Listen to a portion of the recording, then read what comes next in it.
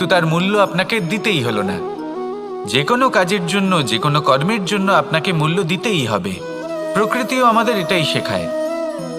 আকাশে দেখুন সূর্যকে, প্রত্যেকদিন আমাদের প্রকাশ প্রদান করেন। এনাকে সূর্যনারায়ণ বলা হয়। ইনি কি মূল্য প্রদান করেন? নিজে জ্বলতে থাকেন।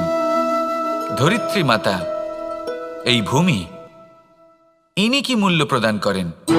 প্রহার সহ্য করেন।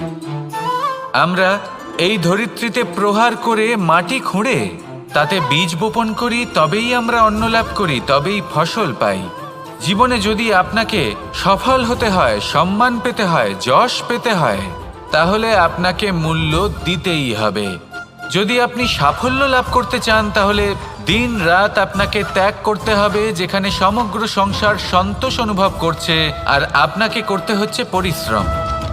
যদি আপনি সম্মান হন, তাহলে এই ঈর্ষা প্রথমে আপনার বিনাশ অবশ্যই করবে। একটা কথা আছে, এটা পশু প্রবৃত্তি, আপনি শুধুই নিজের বিকাশের কথা ভাববেন। তিনিই হলেন প্রকৃত মানুষ, যিনি অন্য মানুষের জন্য প্রাণও দিতে পারেন।